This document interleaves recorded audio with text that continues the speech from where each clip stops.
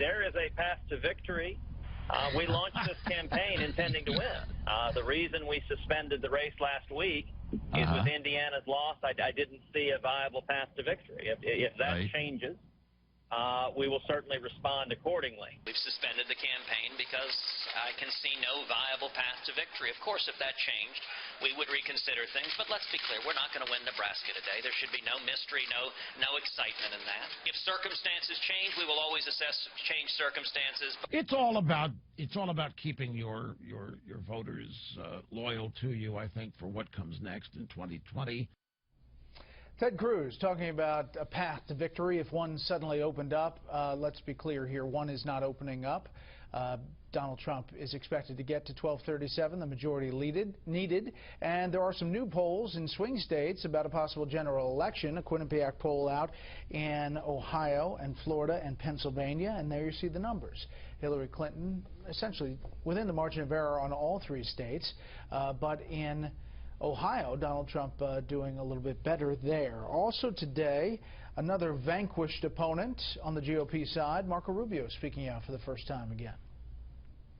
He needs to appoint someone to be his vice presidential nominee that more fully embraces the things he stands for. Meaning, no, you're not interested. Absolutely. No, yeah, and again, to be frank, I mean, I've never had those conversations with anyone in his campaign, so I'm not saying that anyone's offered it to me or has been suggested to me. I'm just saying to you that I believe he would be best served by someone who more fully embraces the things he stands for, and that's certainly not me. Marco Rubio today. Let's bring in our special expanded panel tonight. Steve Hayes with the Weekly Standard, A.B. Stoddard, Associate Editor of The Hill, David Cantonese, Senior Politics Writer for U.S. News and World Report, and Tucker Carlson, host of Fox and Friends Weekend. Okay, Tucker, let's start with Ted Cruz. Makes his return to the Senate and stirs up all kinds of stuff today. Well, I don't think that's real. I think he said that to calm Glenn Beck down, keep him from harming himself. Sort of, you know what I mean? Holding open the possibility. No, of course, as you, I think, rightly noted, Donald Trump is going to be the nominee, really against his own campaign. I mean, Trump has, I think, had a pretty bad week. He spent a lot of his time attacking Lindsey Graham and Jeb Bush as if they're relevant. They no longer are, of course, as if the primaries were still going. And yet, his numbers in this Quinnipiac poll are pretty amazing. He's doing better in Pennsylvania than Mitt Romney or John McCain did 4 and 8 years ago. He beats Hillary on the gender gap. He's doing better among women than she is doing among men, et cetera, et cetera. He's considered more trustworthy in a lot of these swing states by voters. So I really think it's a strength of his message. I think, you know, avert your gaze from Trump, look at what he's saying or what he stands for in the eyes of voters, and I think it's a pretty compelling message, obviously. Two-thirds of the Republicans, Dave, in the West Virginia exit polling saying that trade is a driving force for them. They believe that two-thirds believe that trade costs jobs, which is Donald Trump's message. Trade, immigration, and sort of more of a leftist foreign policy coming back home, I think, is what Trump is going to run on. But those Quinnipiac polls that came out today were the best news that he has had all week since he was crowned presumptive nominee. Because, surprise, this guy is probably going to be competitive. Now, I talked to some pollsters today.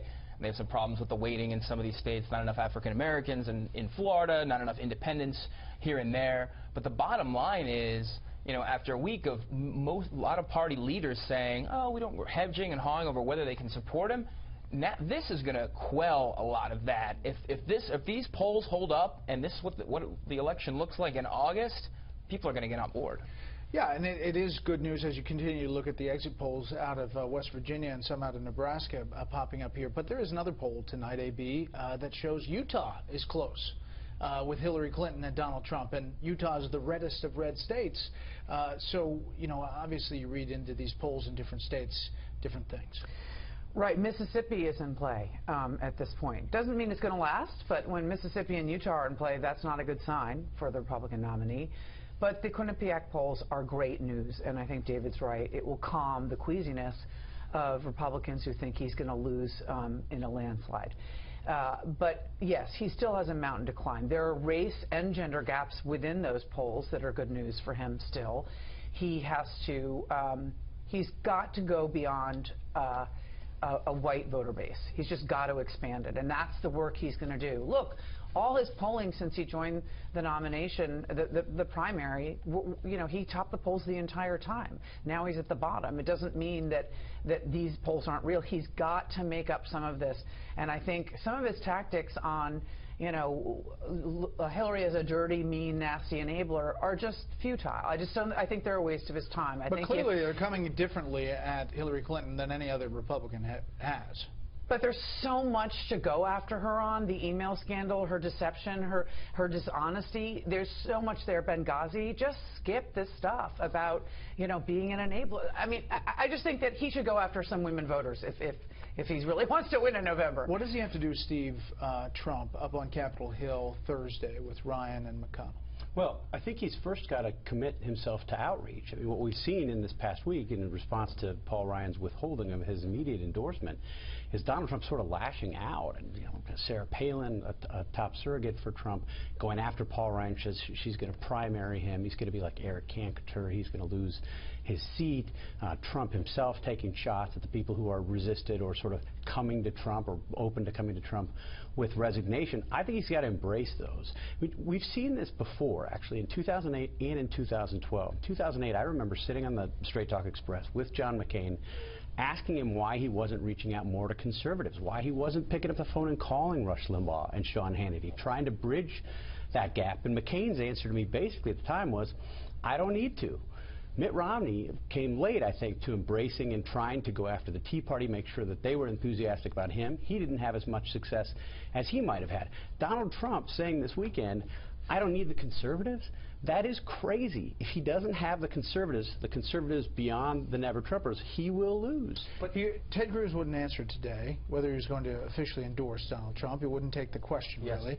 Marco Rubio said he is supporting the nominee. He signed the pledge. What does it take to get these guys to say, I'm in? I mean, some are unwinnable. I mean, Trump has insulted them personally. I don't think you can overstate the effect of that. I mean, he's gone after them and their legacy, the legacy of the Bush administration. They're stung by it. A lot of them are not going to support him, of course. But isn't Hillary Clinton the unifying factor? Yeah, I mean, potentially. Though you've seen some Republicans come out and endorse her. I mean, look, he should win some conservatives. But I would say the Republican Party in Washington should also not ignore Trump's voters. And the one issue that they could win a lot of these voters back, and they should, he just won the Republican nomination, beating 16 people, all of whom were backed in essence by Washington Republicans. There's a statement being made by voters to D.C. I think they just need to move on immigration. I actually think a lot of the details of economic policy, the subjects Ryan is most interested in, Trump would probably move on those. But they've got to demonstrate a good faith effort to secure the borders, and at least to rethink our current immigration scheme, which has been in place for 51 years. Nobody is even willing to talk about it. Trump's voters clearly want a public conversation on that. Why can't they move on that? Well, listen, I mean, these Republicans are nowhere near deporting illegal immigrants. But the population is. There was a series of polls in swing states done last week on how do you feel about a temporary ban on Muslim immigration. Everyone in D.C. is horrified by the idea. It's like evidence of membership of the Nazi Party, and yet across the country, huge numbers of people, 65% of Wisconsin voters favor that. Not all Republicans, a lot of Democrats.